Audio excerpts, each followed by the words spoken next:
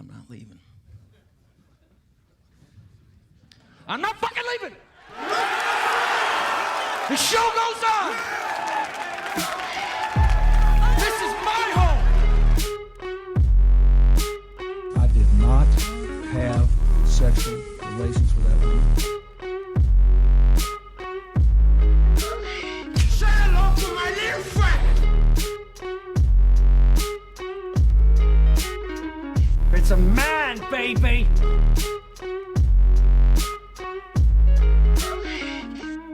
Fuck you, retard! Oh, behave. Yeah. Why so serious?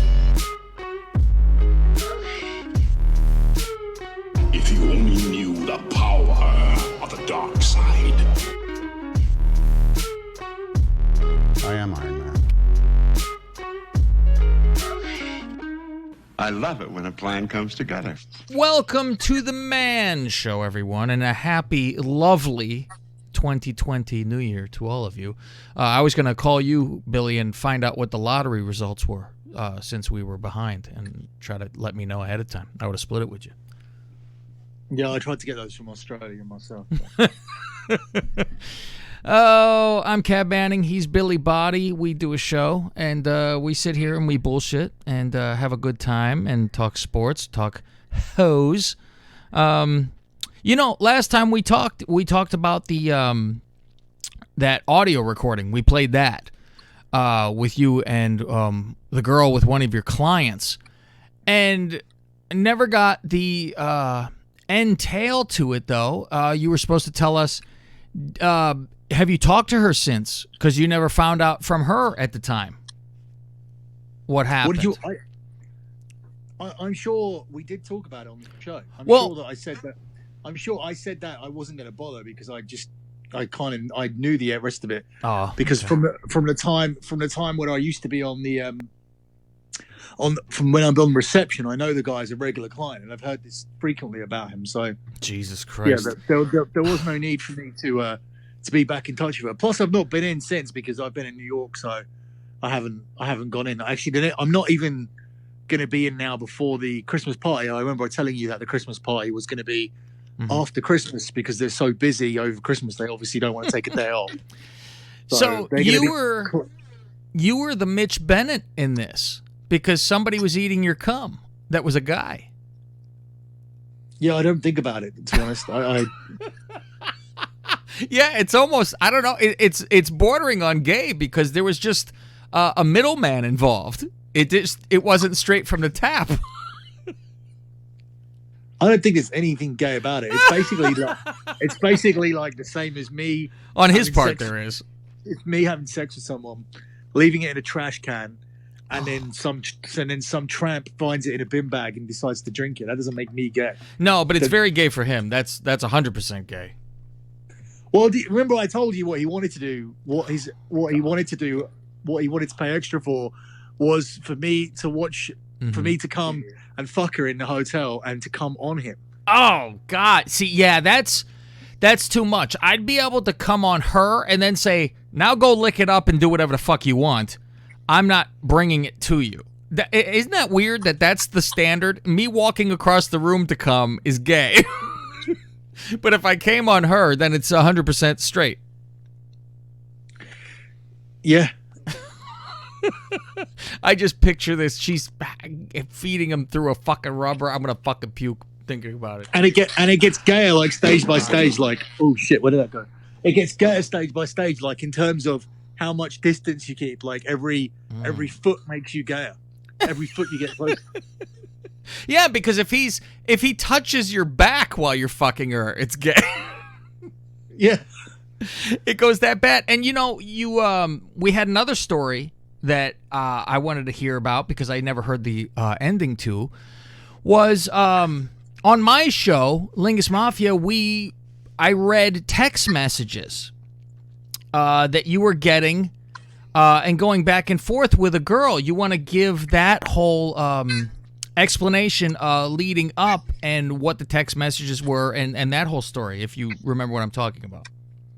I do, but do you have the start? So do you have the start of it there, or do I have to locate it? I can put that piece in right here. Would you like that? And then we'll so everyone will hear the reading of the text and then the conclusion. Would you like to do that?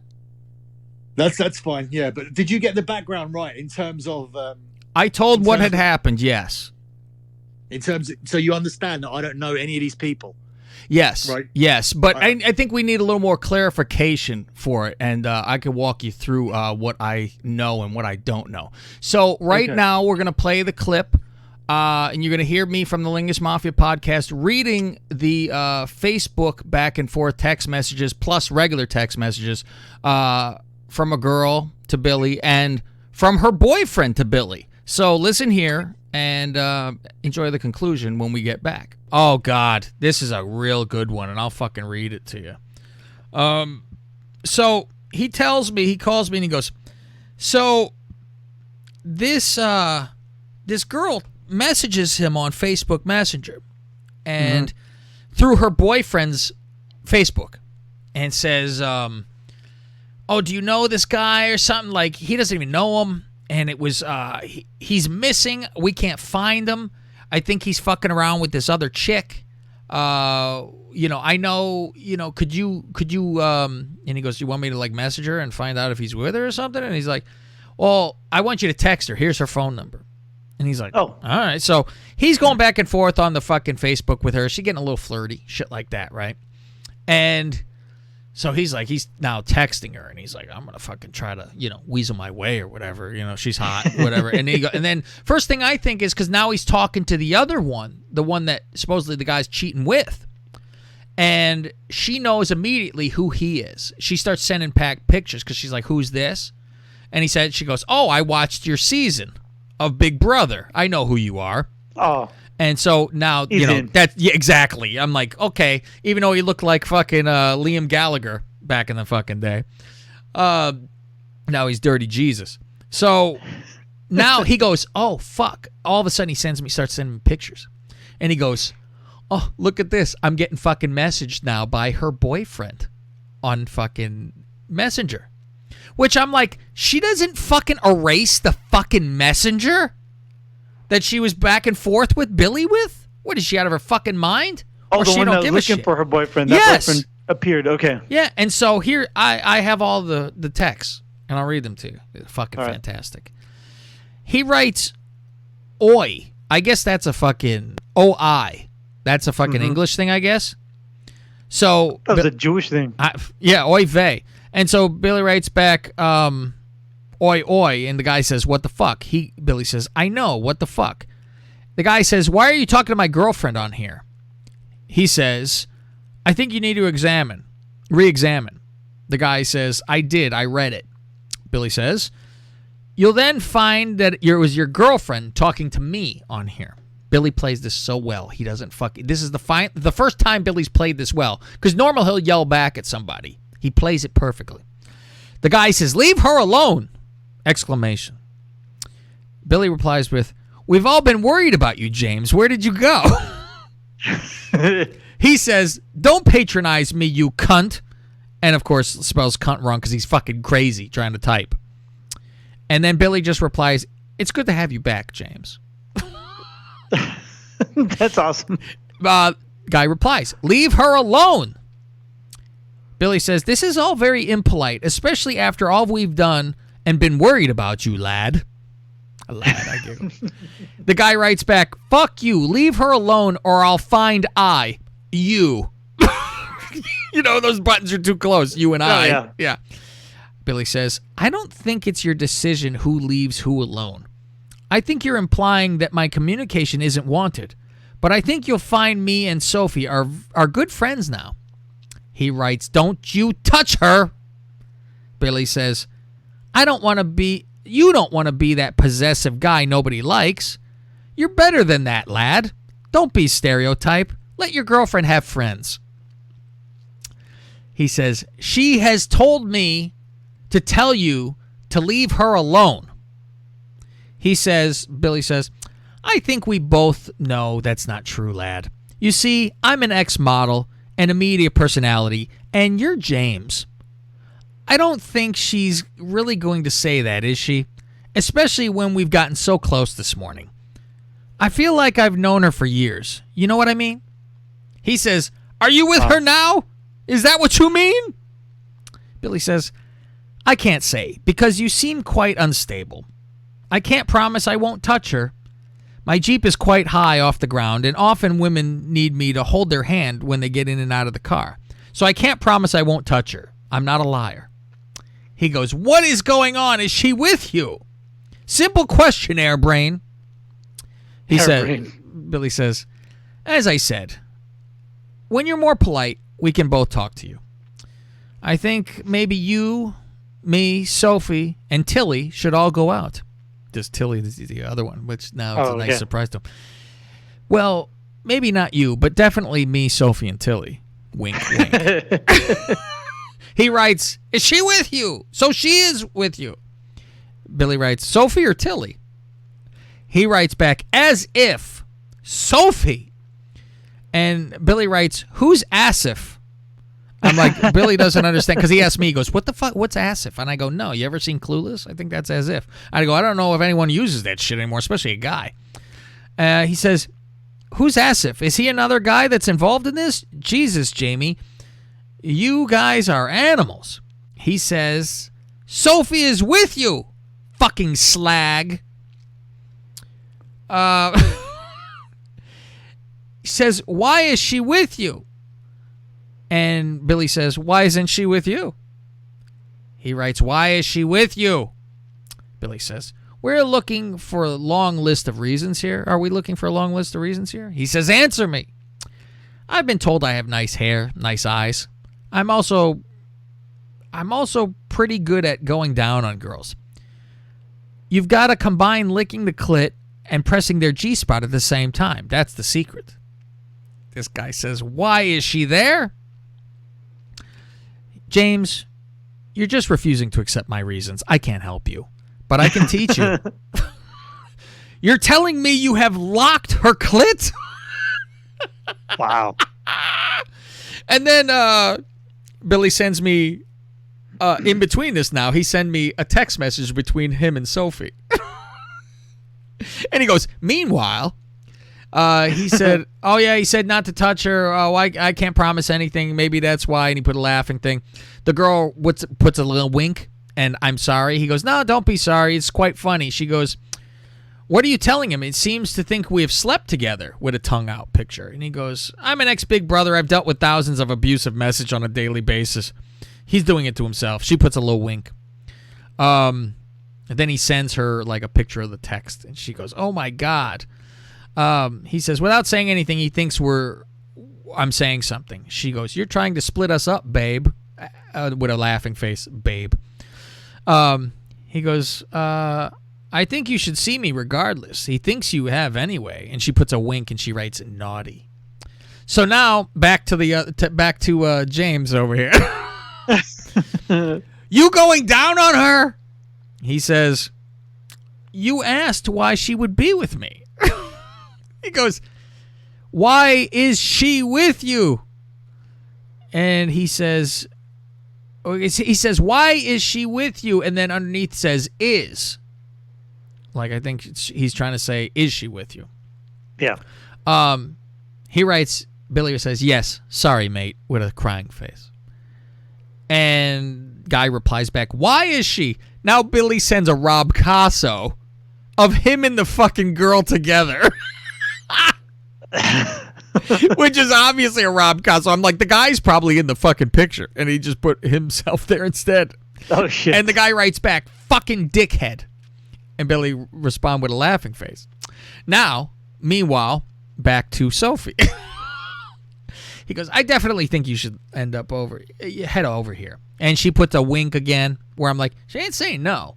Puts a wink, and she goes, I'm getting changed. Be right back. Billy says, feel free to send me photos of that. She says, like what? He goes, God, you've been in a relationship too long. She says, okay, with a laughing. And he goes, I like when you're changing. I assume there will be viewing bra in process. She then sends a picture with her shirt, like a robe, that's opened. Not fully, but you see the middle of the titty. like the good Yeah. a good titty. I'll send you these pictures. You'll get to see The these good titties. titty. Good titty.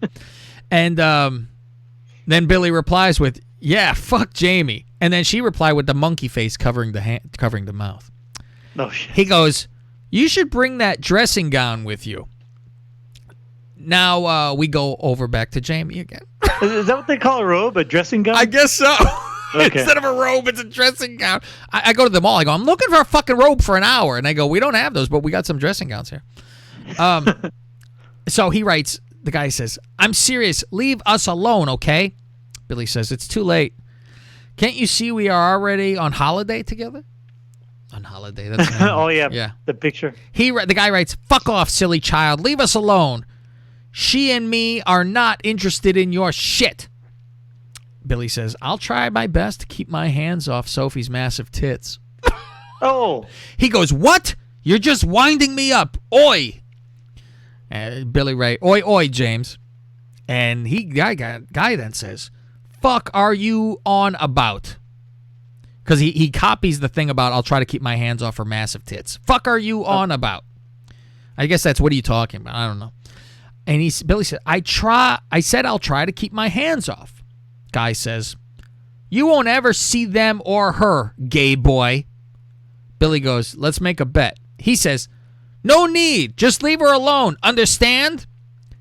Then Billy sends a text to me. He goes, "Meanwhile," and sends me the other text of Sophie, right? Yeah. Full open dressing gown, full fucking tits on display, Oh. which are spectacular tits, by the way. Spectacular tits, which I'll show you. And that was the end of all of that. So, and I'm like, "You need to get her over there now. You're ripe." I go, after all that kind of shit, I go, "Now you have to fuck her just to teach him a fucking lesson." Mm-hmm. So I'll send you that picture. There we go. So I want you to review for the audience and what you think. Whoa. Man, couldn't get to the phone quick enough, could you? Those are good, right? Those are gorgeous. Yeah. How about Those that? are some full D's, maybe double D's. Yeah, I think they probably double D's. I would think so. Okay. Well, that's your story time. Let's Beautiful get dressing to gown, too. fucking. That's how you can tell Greg's gay. He goes right for the fashion. Silky. Oh man. I was expecting like one of those, fluffy terry cloth. Yeah, just a got out of the Kramer shower robe, the shit ones. that we use. Yeah, fucking Yeah. cloth. This is a negligee, as Blue Eye used to say. "I'm wearing a negligee." So that's what was going on back and forth. And as you heard, the best part is I went back and forth in real time. So you heard the guy saying, "You're not gonna fucking see them or her ever again," and then on the other side of the fucking text was, "Here's my tits." Which is fucking fantastic. So did you remember to mention that? So you obviously remembered to mention that I'm also talking to the other girl too. yeah, her which was, oh yes, the mistress of the guy. Yes, that was Right. that was said in there. Because in the reading it was when you mentioned all three of their names, we could all get together. Well, maybe not you, but the three of us can. One of that thing. And so we never got a conclusion after that story if you did end up going, or did she ever come over? Because you were kind of saying, "Hey, I think you should come here," and she would just send the winkies and kissy face, and like never saying no. No, so it will happen, but obviously, in terms of me being away in New York for the last like 9 days or whatever, Sure. like that hasn't. I've left it alone. But the thing is that it's not going to be a big problem for me. It's not as exciting unless you get both of them together. So let me just run back. Let me run through like the background of it. So I don't know this dude at all. He's a wrestling promoter who contacted me a while ago to do some spots on some shows for him when I was doing the whole wrestling thing after Big Brother. Mm-hmm. And now I have not spoken to him for around about 10 years. So his girlfriend contacts me to say, has she seen him? Now, this is weird because I had another girl contact me about another dude, it's completely unrelated, asking if I knew him and if I knew where he was. Now, this other dude, his name was Adam, and he went out with one of my exes after me. Mm-hmm. So I don't know why this girl this girl was a mutual friend of me and him, and she knew it was awkward at the time where this guy had gone out with my ex afterwards, but I wasn't bothered about it. But she just randomly said, "Hey, do you know Adam so and so? He's gone missing. Have you heard from him or whatever?" I was like, "No, of course I haven't." And the thing is that this was a thing that was going on in like 2018, 2019, where like Wasn't all it these James, guys- by the way? What was that? James? Well, who's James? Isn't that his name? James, the guy who's This guy's called James, but Okay. I'm talking about a previous story where another dude went missing, and I was trying to basically just say it like in terms of why these people reach out, because the thing is that these fucking like male suicides over girls are like really high at the moment, and I just from doing the show with you're in a relationship now, so maybe you could kill yourself, but before you're welcome. but when I knew you previously, Yeah. I could not conceive that happening. And the thing is that it's the same for me. I just don't. I can get close to someone, and obviously I've had like girlfriends, and I've even been married. But Yeah. I never care that much. Like they can just go like tomorrow out of the blue. I actually had one go out of the blue, and I was getting on with her fine, and it affects me like in such a minuscule way. It literally takes me a day or two to get over it. And the thing is, my brother once said to me, is because at the time all your like sort of more serious relationships happened when in and around the TV time, and it would literally take you 5 minutes to find somebody else, and that was always my reaction. So he basically put it down to that's your reaction to it, so you don't feel it as much. But are you seriously telling me these people are feeling this to the point where they feel suicidal? And if you look at James's messages to me in this current situation, where he was like, "I'm going to do this, don't touch her. I'm going to do this. Like, you're a fucking prick." And like in terms of like he was basically just pining after. Yeah, he tried to like play away from home and cheat on her, but the fact that he could have lost her over it, especially to someone else, and that someone else was even going to lay a finger on her, just devastated him to the point where he couldn't keep face. He just lost all face and just allowed me to like embarrass him throughout the messaging. So this is the thing that I'm not understanding. I'm not understanding the suicides. I'm not understanding the vulnerability. I'm not understanding the way that you allow yourself to be embarrassed like this. It's just not for me, like at all. And the thing is that, like I said, you're different now to before, but I still don't think that it would obviously when you're in a situation you get hurt, but you're not going to kill yourself. No, but obviously your situation is deeper too, where you've now moved in, you need to move, relocate. Yeah. It's very inconvenient, but is it like life or death?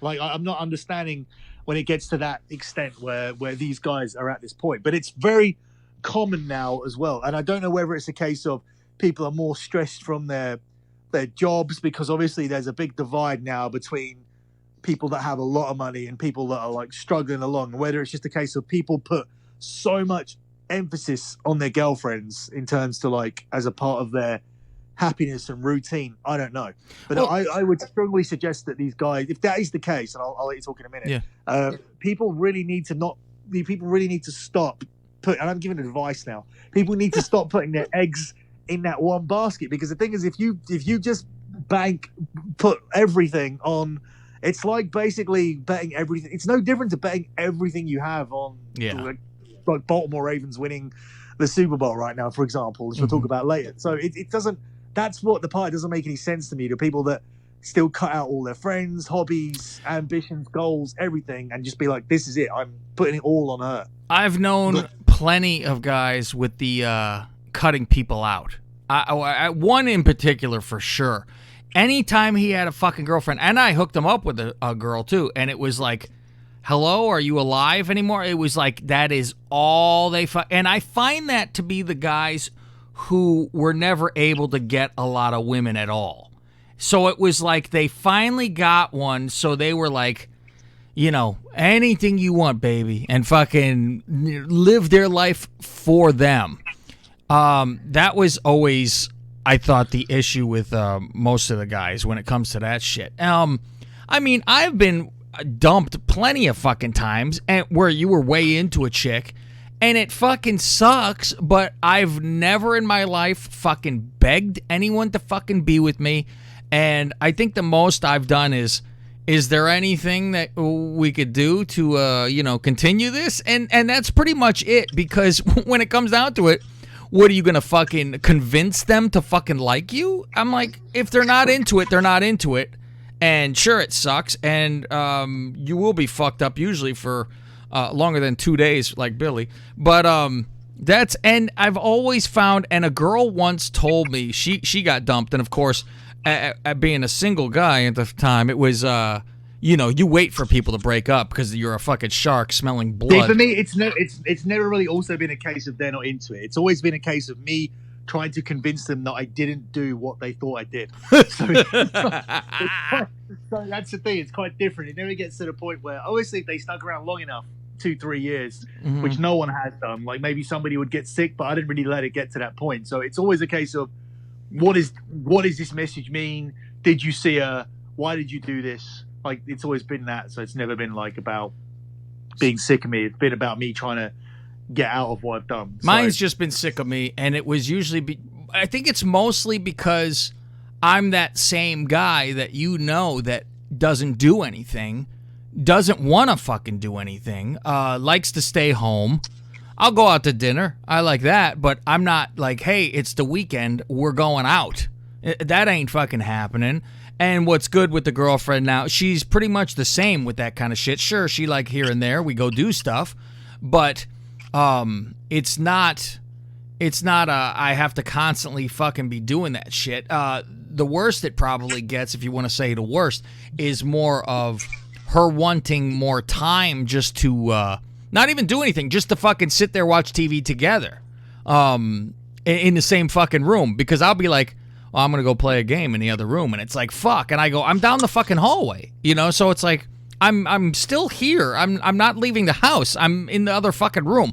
But it's very different in the shit we want to watch. That's probably the most challenging thing we've ever fucking had, is I like to watch my bullshit, and she doesn't like any of my stuff. And so I have the multiple TVs in the one room where I set it up to where I even bought a couch for the room to where, because all I had was an easy chair before, because it was just me in here. Now I'm like, well, if you want to watch something and I want to watch something same time, I got one TV set up with a headset, and I'm like, I'll even take that TV. It's a smaller one out of the fucking 5 that I have in here. It's only the fucking 45-inch. And so I'm like, all right, I'll sit with a headset, one ear, so if someone talks to you, you can fucking hear them. But we do that, and she hates being in this fucking room of mine, this house of horrors of mine, because you've seen the fucking room. So yeah, it's shit like that, but it's just hard to find shit to watch together. Like right now, I thought you moved in together. Yes, I'm just. So you just replicated that room in another room. Yeah, I just have my own room with all of my shit, where if I want to do my stuff, my PlayStation is connected here. My fucking everything is, all my shit is in this room. My DirecTV is here. I have one box out there for DirecTV when, if I want to watch my satellite, not her shitty cable, I switch the fucking box. But I usually have all the boxes in here during football season to watch every fucking game. But yeah, for the most part, it's then, go to the living room to watch TV together, but it's you got to find something to fucking watch together. But Sundays, she's thrilled that football's almost over. Because wait, did she watch you? Does on she? Netflix? Oh, what's funny is someone told me about that. Someone told me about that today, actually, and I think she used to, because it's been a while. But I think she stopped with that. But I had someone told me today. That's because the second season just came out. Oh, no wonder then, because I'm like. Yeah, that maybe then she would start watching. But we've been watching an old fucking show that was. But that's something to watch. That's something to watch together. Like, yeah, but if I don't care about that show, it's the same thing. It's like she don't care about my show. But you will care about a show if you start it by yourself, the first season. Well, I might have to fucking try because we've been watching Whale Wars. You ever watch that? That's fucking fantastic. It's people going after people who kill whales, and they just fucking torment. They throw shit on their boat. It's craziness. But it was a long time ago. This thing's been over. So getting back to the woman that you were saying you're trying to get her to come over, but so after all the shit you said, you said you haven't talked to her for a little while, but does she say like, oh yeah, he's been fucking yelling at me, or did she confront him and say, well, you've been fucking this other girl? I mean, where's it gone? Yeah, so to pick up where we're at, so I don't know the dude. She contacts me through his account because she apparently doesn't have Facebook anymore. Oh, and I sort of coerce it to the sense where it ends up with her asking me, and I said, why don't you just ask the fucking girl? And she goes, because I'm not on Facebook. And I was like, do you want me to ask her? Thinking like, I'll message the girl on Facebook and I'll have, and if at least I'll look at her pictures and see, because she sounds like if normally people, if they cheat on their girlfriends, it's normally somebody, A, who's that type of girl who enjoys taking people's boyfriends, and B, they're normally like good looking. So I figured this is an opportunity to talk to somebody and to see what they look like before I even start. So does she not erase the fucking message when she messages you from her boyfriend's messenger? I don't think so, because that's insane. Because he messages me going, yeah, why are you talking to her? It's like, what do you mean? So maybe she did erase some, or not. I don't exactly know. She couldn't have erased anything. Well, he's asking me why I'm speaking to her when he pops in. So the situation is that I end up getting the girl's phone number instead of getting her on Facebook, but I can still see a picture on WhatsApp as I add her number. So I'm good to go because she's decent, like blonde-looking thing, skinny blonde-looking thing. So I message her. She knows who I am from TV, which is fucking weird because like she's only like 23, and so she would have watched me when she was 13. So I start then messaging her, and I start messaging the other one, and obviously you've read the messages out. Yeah. They're both interested, but they're not. But they hate each other. The cheating one admits to me that she has fucked him. Yeah. That's the first thing. She also like wants to see me. The other one, I was leading it down the path of. You should. What did I say? Like, I'm not going to be able to do this without reading them. Here we go. Where am I at? I don't know where you're at. I never heard anything from the cheating girl. So she's sending the pictures.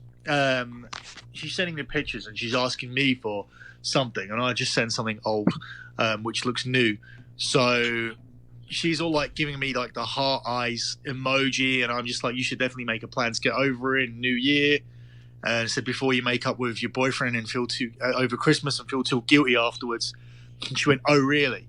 And I went, yeah. She went, yeah, really? She went, I wouldn't feel guilty. And I was like, and I sent a laugh face. And she went, when? And she tells me, where are you from? And from Essex. And she starts asking me these questions about some other random girl who's on TV, thinking I know everybody else that's on TV, which is dumb. Then she sends me the map to Essex. I then send her a map to my postcode, which is not as deep into Essex as she thinks.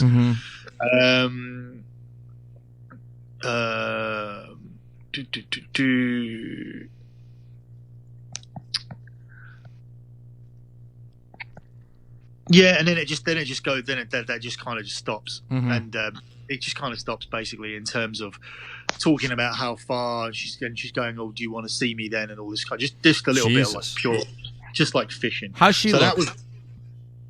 Nah, she's very, very average. Like very average. Like she's not. Which makes you think she maybe does better stuff in bed than the better looking one. She's got big tits, and she's not. She's just plain. Like, I'm trying to find a picture of her. Hold on a second. I'll send it over if I find anything. She's just nothing. Like, she's not. I wouldn't drive for her. The other one I would. So are you trying to get the good-looking actual girlfriend to come by? Is she agreeing to this, or because she'll want revenge? Well, this is easy. Like she's basically made it determined. She's basically. I even figured this from the first message that she even sent in terms of like, why did she send the picture in the first place? It's not really. There is no real point in doing that from the very beginning. In the photo, she went, "This is like, I mean, is this? I mean, who is this?" She went, "It's Sophie," and then sent a picture of herself, and it's her like lying down with like her boobs out. God bless. So not out, but like just sunbathing. Yeah. But yeah, so I mean, from that point, it was quite obvious that it was easy to do. And the thing is, I think from her perspective, it's like this is my boyfriend's cheated, and this is someone that he talks to. This is someone who's had or has some relevancy. So for her, it's like, especially from the things you got to think of, is that from the part of England that they're in, which is like a shitty little town in Birmingham, where nobody is and nothing ever happens.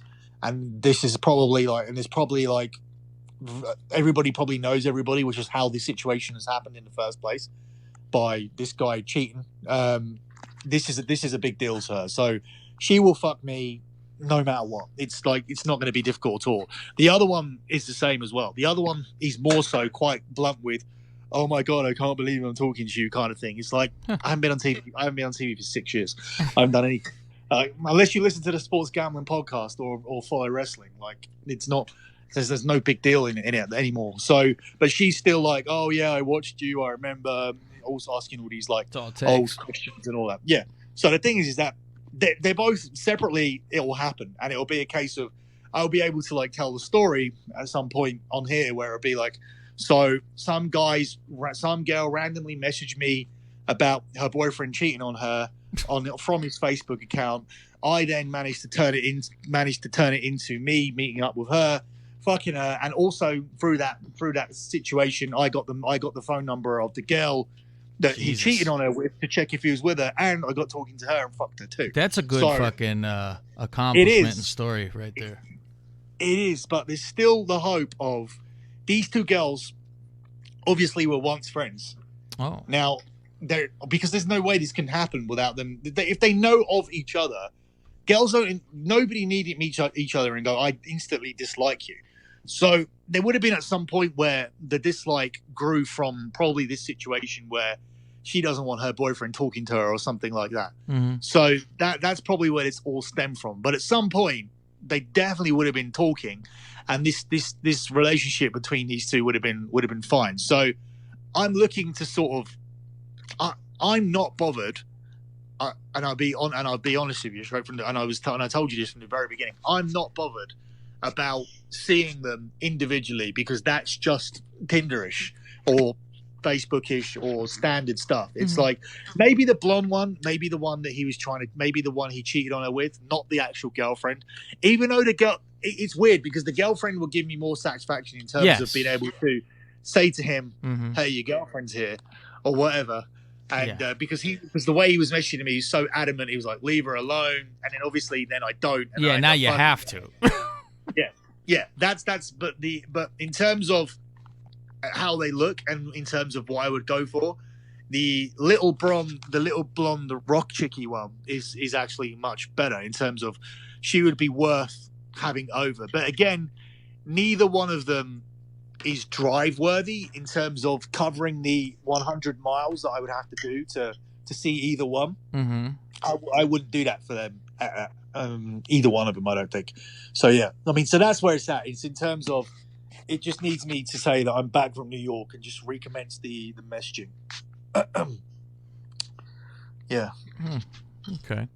But I mean, that's the thing. I don't know the likelihood of them two getting together. I don't know how you would even approach that. Whether you just that's why I think you should go and get them each one by one, and then work your way to try to fucking get it together. So at least at the worst, you've had them both. But because I think that's still able to stick it to him pretty good, telling him you were with both of them, not even at the same time. It's still just as horrible for him.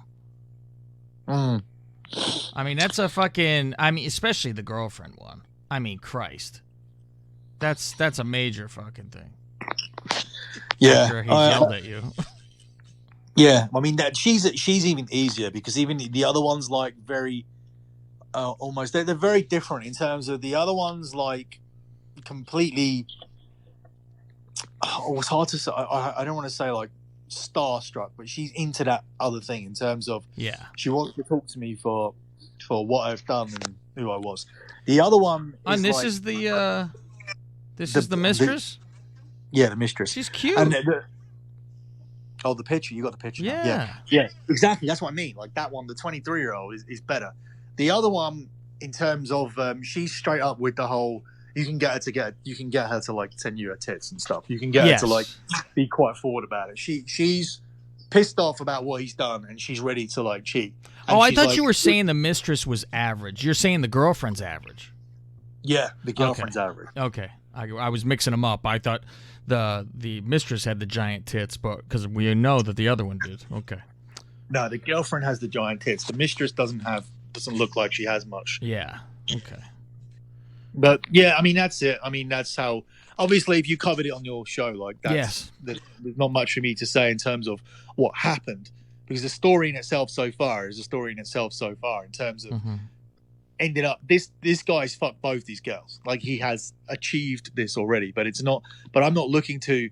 I think almost from my position in terms of me sitting on my backside doing absolutely nothing.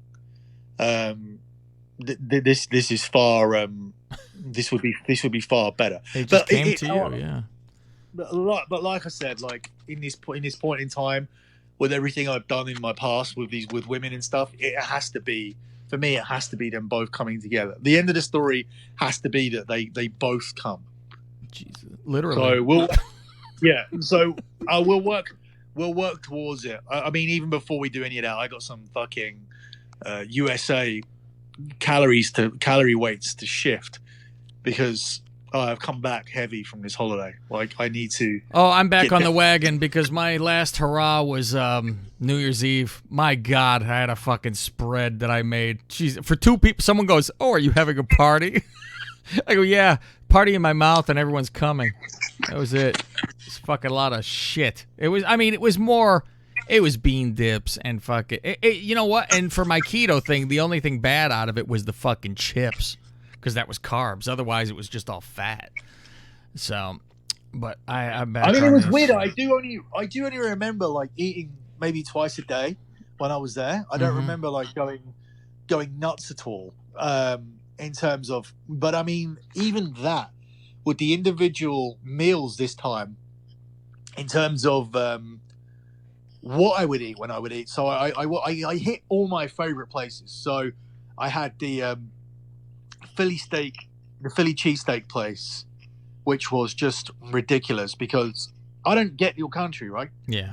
There's a small meal, it's like $6.79. There's the regular meal, it's $7.79, and there's the large meal, it's $8.79. Right? For $2 more. Oh yeah. You guys are like are tripling everything. Like in terms of this becomes a sandwich that's just ridiculous.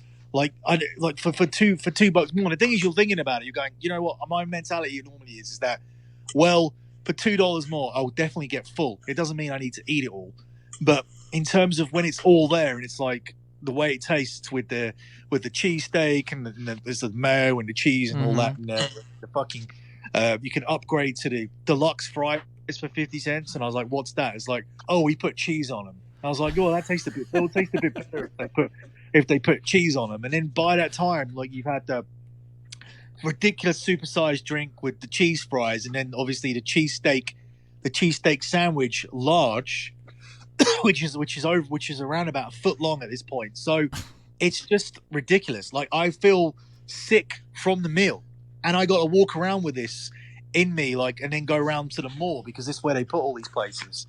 And then the thing is that around that as well, like there's obviously I had to hit IHOP and get my breakfast from there. I split decision breakfast. Split decision. I had New York pizza, and hot dogs at the events. And it was great food at Madison Square Garden. I don't know if you've ever been. I haven't been to Madison Square Garden now. But... it's unbelievable food. There's like they get all these caterers in that own their own little stands. So it's like it's not it's not. Yeah, it's like the streets almost, right? Yeah, but it's not like Nathan's or any bullshit like that. It's like literally every single compartment is owned. Yeah, it's like walking down it's like mini high street. So it's like you want a pizza, they got pizza. You want pizza pie, they got pizza pie. You want the thin pizza, they got that too.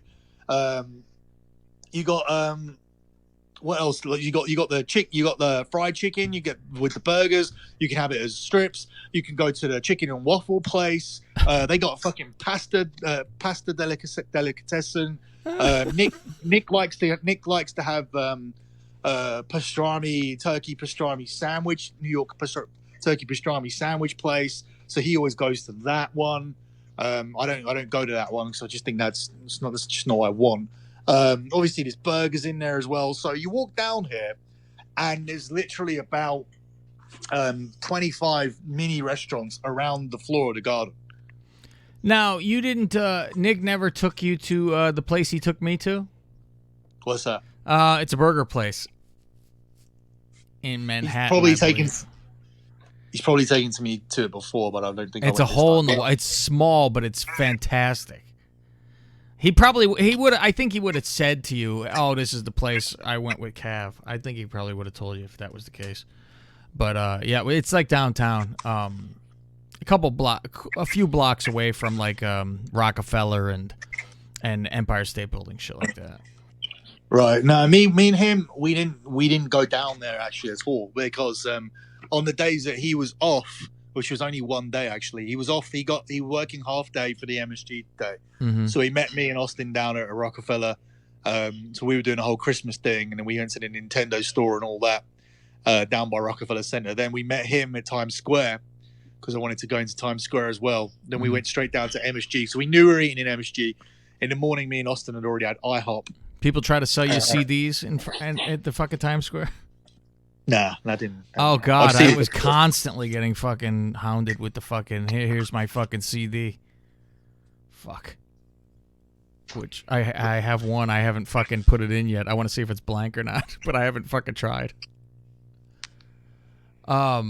Do you want to do our NFL picks for the playoffs here and kind of go over a little bit because we're already? Well, yeah, actually, I was going to transition to that once I got through the last part of my trip. So, sure, go ahead.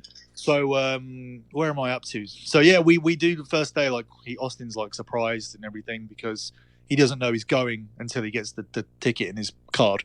And then we go across there, and then the next morning we go to IHOP. We watch the EPL games, go to Madison Square Garden. He doesn't know about that either. Friday. Friday, we go to the fucking indoor theme park at Nickelodeon's indoor theme park that they built. This place was, like, insane. Like, I couldn't believe some of the rides required you to only be 48 inches tall, which is 4 feet. Because this shit was fucking turning you upside down on your head.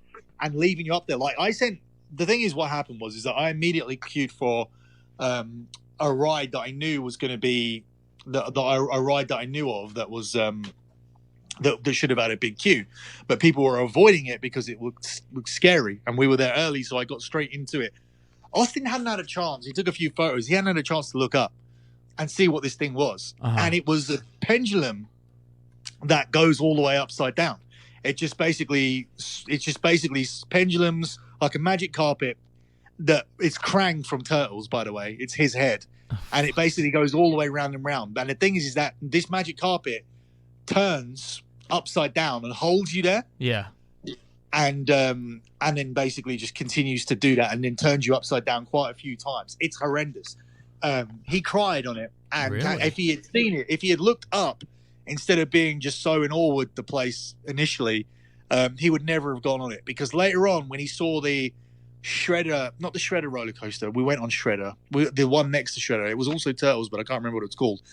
This roller coaster went backwards, like in terms in terms of basically you go up the drop, and you go to the top of the building. The drops from the top of the building, but you go up there backwards really slowly, and then it just winds you down and turns you upside down and all that kind of shit. So he then, after they went on that first one, he didn't want to go on that second one, but all the rest of the rides he did. And the thing is, they were all good. Like even fucking Jimmy Neutron, which is just a small ride based on the floor, and basically you just go round and round in Jimmy Neutron's carts. Cab, there's a button on there. If you want to use it, the gear stick, if you push it forward, it turns you upside down forwards. If you pull it backwards, it turns you upside down backwards. And the thing is that because it's a small ride, like these cars are along the floor, the cars don't leave the floor. It's a car ride. So your head is near the floor. Now, obviously, I'm 6 foot and I'm not, and I'm obviously a good 2 feet away from the floor. And if you're a guy who's 7 foot, you're still not going to hit the floor because there must be a height requirement on it where you can't be over maybe 7'5", whatever. But you're not that sure. Like, I don't want my head necessarily to be 2 feet from the floor, but it's obviously safe. Otherwise, they wouldn't have made it. But it is still fucking crazy that this ride was there. But it was really good. Like, I should send you some like pictures of it. Like, this thing's in New York, so it's a shopping center, and it has a theme park inside it. It's this brand new thing. It's called the American Dream, and they're just finishing off the water park inside it as well. So that could be something to do with a girlfriend or something or whatever. So from then on, we're absolutely exhausted by this point. Afterwards we go to the mall for our dinner. This is where I have the cheesecake. This is where I have the cheesesteak that makes me feel terrible. Oh, by the way, I also had at this place when I ate, I had a tuna roll, right, for $15. Yeah, they were charging $49. My bill came to $49 for a granola yogurt, 2 tuna rolls, and 2 drinks. Yeah, usually sushi is that fucking brutal, man. It's fucking. I used to do a couple rolls and it was like $60. Not sushi. A piece of bread, a bun with tuna in it. Oh fuck! Oh, that tuna roll. I got you. I'm thinking you had sushi. No, it's a fucking tuna sandwich in crusty bread. Oh like they charge $15 for it because they know they can get it because there's nowhere else to eat because the rest of the mall's not finished. So after this, I have this tuna roll, and it's all I have. And then I go and have the horrible fucking, well, not horrible, but the cheesesteak that means I can't walk for the rest of the day. And also, Nick, last time I was in New York, he took me to a meat place where I couldn't walk after eating there either. So that was fucking insane. And Saturday, we just decide we're going to do nothing. We were supposed to go to the zoo, but we don't because we know what's coming up on Sunday. So we don't go to the zoo. We decide to stay in, watch the English Premier League games, go to the cinema, watch Jumanji, come home, watch the last Star Wars film before the new one. I don't remember what it was called. Okay. What was it called? That's the last one's Rise of Sky. It's The Last Jedi. The Last Jedi, that's it. So we watched The Last Jedi, and we're ready for Sunday morning because Sunday is going to be the day that we go to see Star Wars in the morning and go and see the Eagles and the Giants in the evening. So we go down to this cinema and watch Star Wars with low expectations because everybody online's like, it's fucking shit. They fucking ruined it. Like, people are assholes. And I watch it, right? Yeah. And it's absolutely fine. It's 100% fine. What I now obviously, because I watched it late, and it's not even really that late. It's like the week after it came out, but still late in terms of the reviews and that. What you watched it first day, right? Yeah, I watched it that Thursday. Okay, so what was the complaint? Because I only saw the headlines where they were saying this is so shit, this is so shit, this is so shit. And it said Star Wars fans infuriated and all that. So let me guess what it is, and you tell me because obviously the stories are gone. Yeah. Was it because Kylo Ren turned into a good guy?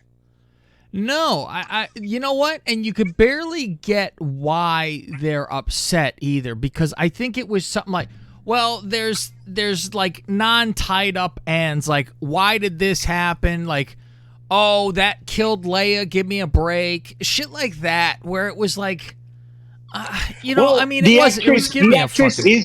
Yeah. The actress is fucking dead. Yeah. So, I mean, it's a miracle that they got her in it in the first. What they could have done was being really lazy and started it with her funeral and say that she died Yeah. in some event, or put it in where the beginning comes up with the writing. Yeah, and say she died. Yeah. Yeah. Like, it would have been completely justifiable to say, look, actually, we can't make this look like she was in it. And I thought it was unbelievable how they made it look like she was in it.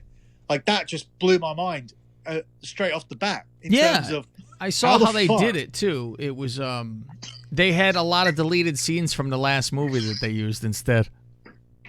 But it's crazy in terms of, you would think at that point, it's like, okay, like, we're going to, it's going to really limit us to what we can do. But it's like, she was in that film as much as anyone else. So, obviously, it's understandable why you kill her. Second of all, I think if you couldn't see that Kylo Ren at some point was going to turn, seeing as that was, like, you're fucking stupid. Yeah, it's and I always... think the other complaint, I guess, could be, well, she's not who we thought she was. Well, wouldn't they then complain if she was a solo, if she was a solo twin? Everybody thought she was Han Solo and Leia's. They were twins like Luke and Leia. That was the one thing I wasn't thinking, actually. Oh, really? I always heard everyone thought it was Luke's kid. Yeah, but I then by that point it was okay. It can't be because that's what everyone fucking thinks. So I didn't mind. I remember reading up stuff where they were saying that she's going to be one of the solo twins because that apparently like there's been comic books written afterwards where that's how they carried it on. I always heard that Luke and Leia's kid was like the fucking supreme one too, but I figured that was the whole Kylo shit. But at the same time, I'm like, people were saying, oh, why would the Emperor just stop the fucking electricity? He wouldn't have fucking cooked himself. And it's like, it's a fucking movie. I mean, it's the end of Seinfeld. You can't make everyone happy. No one's going to be fucking happy with however the fuck something ends because you want the world. And I'm like, it was fine. It was better than the last one where they were with that fucking shitty director making jokes and shit. Maybe I guess the complaint could be, well, Palpatine died in Return of the Jedi. Like, how was he even? Yeah, that's another one. Oh, all this time he's been, and it's like, oh fuck. I mean, what do you want? What the fuck do you want? But you know what? It's breaking records, so they could fucking suck it. Who cares? At the end of the day, it's a film that finished in 1983, right? They needed to like resurrect it for the new era. Like, I didn't like parts of the first two, and I didn't like parts of this one either. But the thing is that it's not enough to go online and pan the entire film. But Han Solo, in killing Han Solo, which was the main complaint from the first one, it's like he wants the logistics of it is that he wants fucking $20 million to do each film.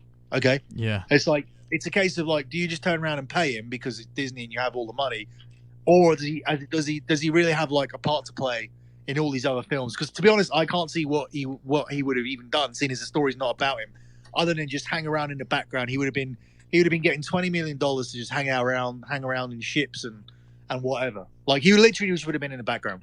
And then so Leia the actress is dead in real life, and then Luke. I guess the only major killing that I disagree with is Luke. But the thing is that these people are all dying in the same way that Obi-Wan died way back in Star Wars 4, which was a case of they give themselves up to the Force or whatever the exact explanation is, which means that they then become, Jedi ghosts. So they're actually still there.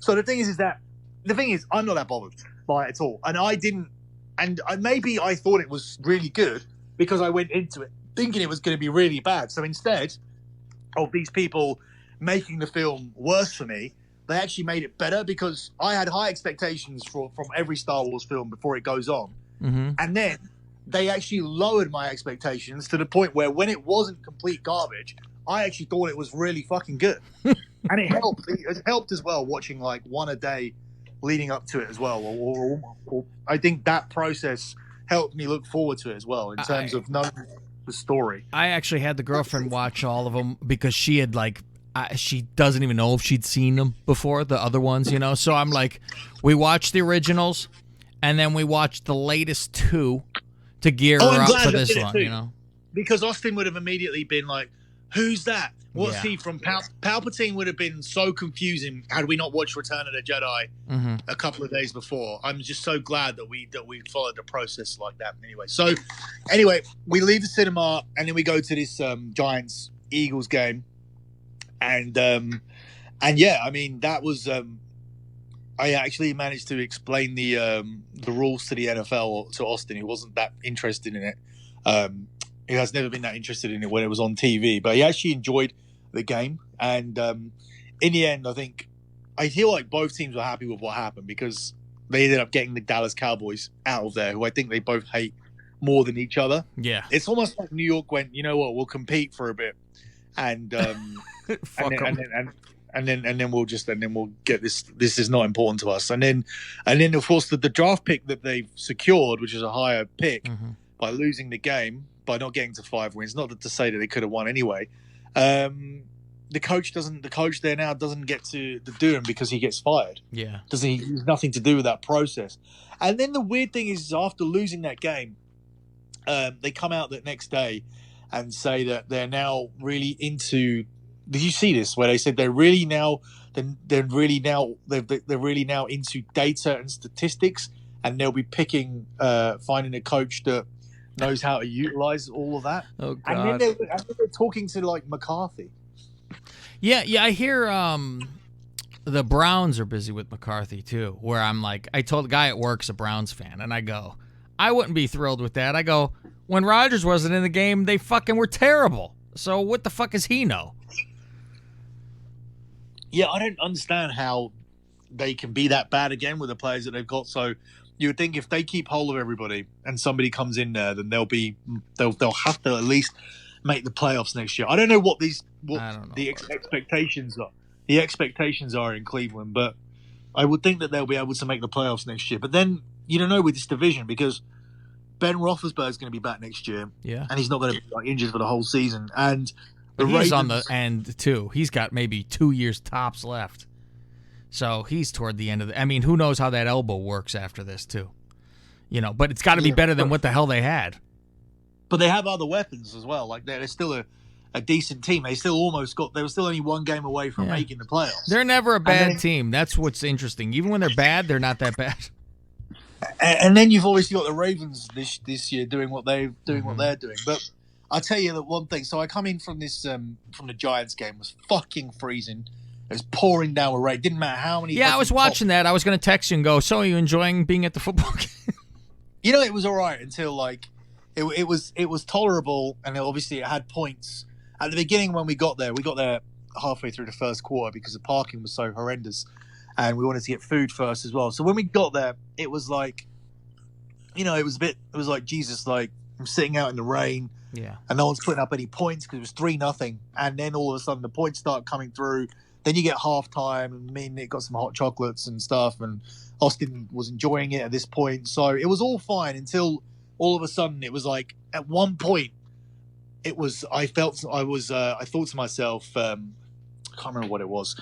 So it was 20, they fumbled it, and it was 27-17. Right, they like Daniel Jones fumbled the ball, and the Eagles punched it in. Mm-hmm. And then I turn around to Nick and I say, if the Eagles score again, we'll go. Yeah.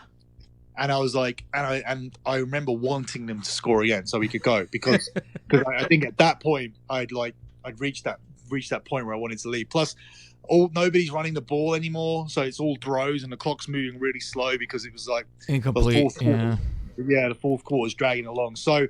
Yeah, we did leave with like 6 minutes to go because the Eagles did score that extra touchdown, so we were able to get out of there.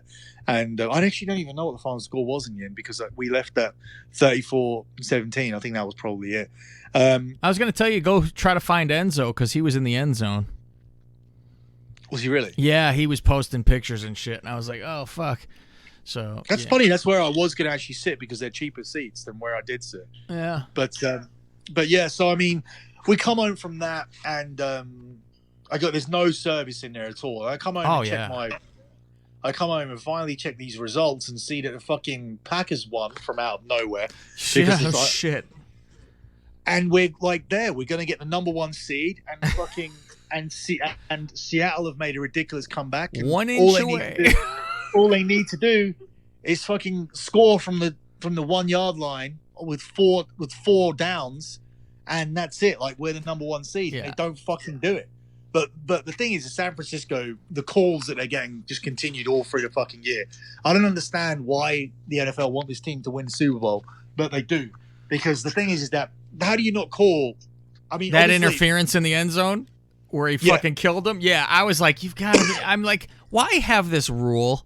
I mean, that's that clear hit rule where it's like, well, if it's clear, then we'll call it. Otherwise, Yeah, we obviously, can't. And I'm like, understand. well, fuck. This is not about me thinking that the guy got over the line on the fourth down because he was short. Mm-hmm. This is about the play before where there's no review of it at all. Where like the guy on TV is going, "Oh, everything in the final 2 minutes is automatically reviewable." It's like, by who? Because why has nobody done it? Like everybody on TV is picked up on it. So what coverage do the people who actually need to officiate these games from wherever they're sitting? And I believe it is in New York. Yeah. Like they were sleeping by that time. But that was so clear and obvious. Yeah, I agree. He did now, fucking smash him.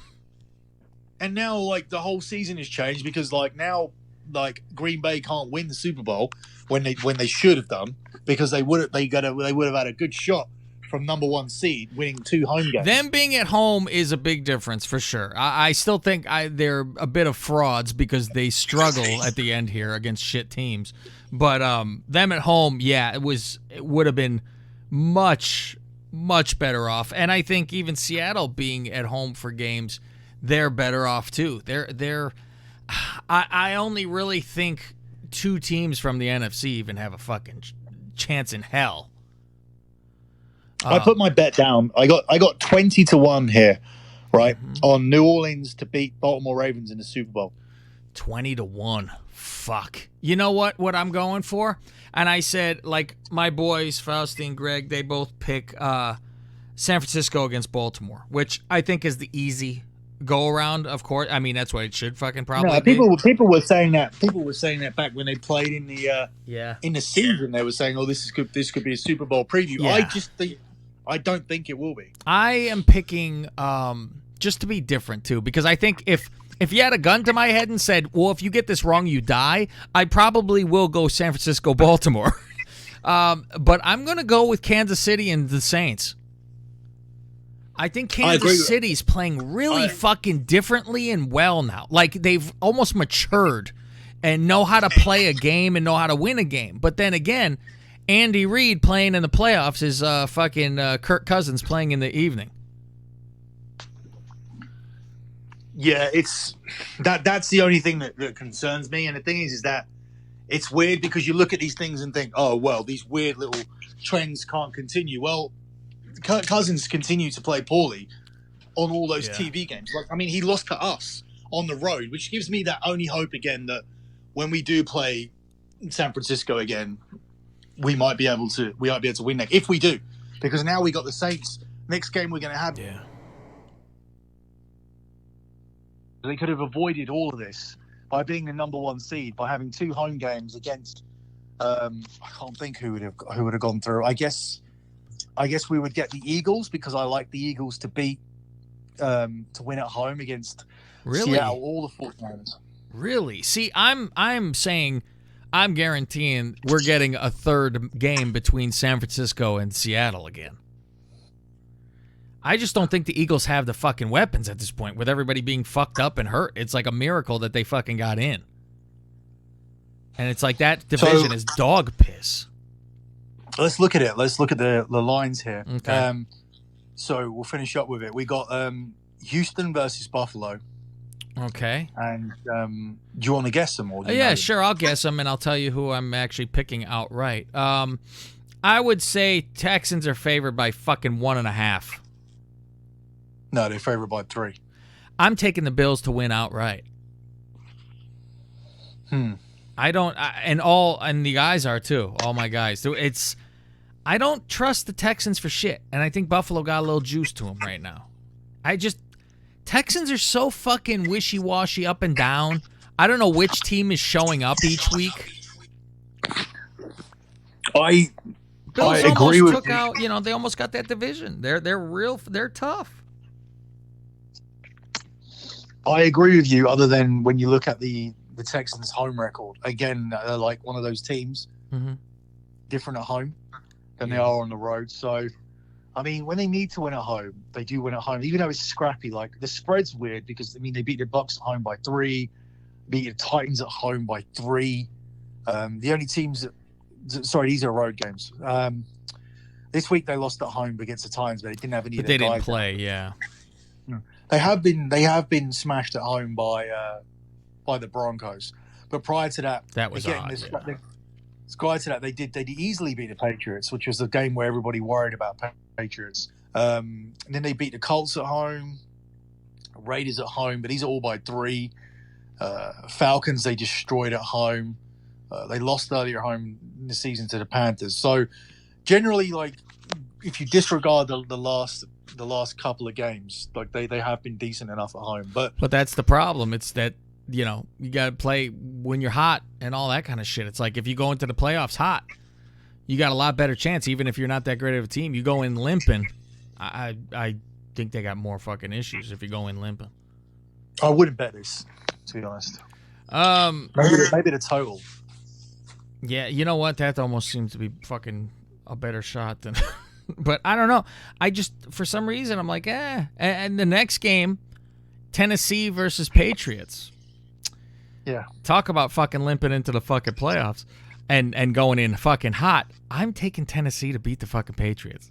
And that's the fucking scary thing because you go, oh, of course. And then you realize never bet against the Patriots until they finally fucking lose. You can't ever. They're not dead until it's fucking Friday the 13th. They're gonna come alive again. You cannot fucking until that fucking whistle goes off at the fucking end of the game. It's stupid to bet against them, but I'm fucking stupid because I'm going with Tennessee. I'm not taking Tannehill in against the Patriots. I'm not taking the Titans after the Patriots lost last week. Patriots off a loss is one of the top trends in the whole of sports betting.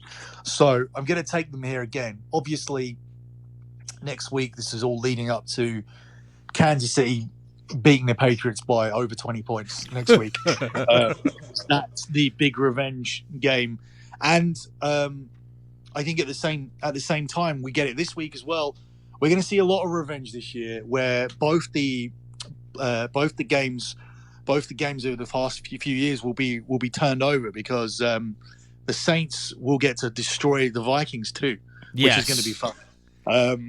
But here I think Patriots cover 5, and because that's all it is, under a touchdown, and again the under 45 on this one too, under 45 on the first game, and under 45 for sure in this game because I see this one being like 2010. Something like that. Yeah. Real low Patriots home game like the rest of them this year.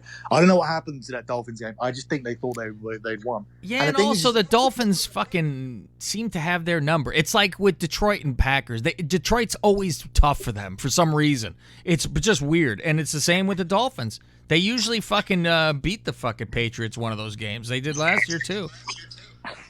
It's funny how like they're so written off for a 12-4 record, but I think it's more concerning that they were 8-0 at one point. I think. So the Saints and the Vikings. The Saints are actually laying 7 points here. Yeah, I think this is a good old fashioned butt fucking waiting here. But it doesn't scare me to take 7. I mean, obviously, Kirk Cousins. This is prime time because it's the playoffs. It's even more than prime time. He's gonna be sweating. But then also you have that. I mean, last year they got fucked by the Rams. That was a bad call. But this one was the fluky pass revenge from a few years ago where their player got hurdled. Yeah, he just fucking didn't hit him. He fucking completely went past him. He was scared. Oh my god! Yeah. You imagine losing like that? Oh fuck! I don't think the Vikings have played well the second half of the year, and I don't. Yeah, I think this is one we can definitely agree on. So I think this would be the lock of the show for sure. Yeah. I don't think we agree on the next game either, though. No.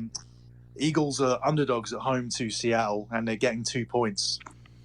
Yeah, I would expect the Hawks to just beat them up. I mean, Hawks are different away from home, but they're beating up too. Well, the Hawks are better away from home this season. yeah, I mean, yeah, that is goofy. That whole NFC East, I'm just like, I ain't trusting it, and I don't trust fucking Wentz either. This team find a way to get to the playoffs. Like last year, they were. I can't remember what they were. I think they were. If I remember correctly, they were 4-6 or 4-5 because they came to England. I remember they came to England to play the Jags, and they were out. Mm-hmm. They were out of it. They were like it was Super Bowl hangover, all that kind of shit. And then all of a sudden, they just started to play, and they ended up getting through. And they beat you guys. Yep. And they actually had a shot of beating the Saints as well, if you remember. Yeah, so, it took a little bit. Yeah, and they covered two. Yeah. And they covered 2 spreads, and this year as well. Like this was Dallas's. The East was Dallas's. Even when they were like playing poorly against teams with a winning record, when it came down to Eagles and Dallas, everybody picked Dallas. Everybody picked those 2.5 points, and they were saying that this is Dallas's game. Dallas had beaten the Eagles 5 games in a row. And that stretches back to even the year when Eagles won the fucking Super Bowl. Dallas beat them in the regular season. Yeah. And then we come through, and then they butt fucked them. The game wasn't even close. I just think there's so many people hurt. Nobody could catch a fucking ball.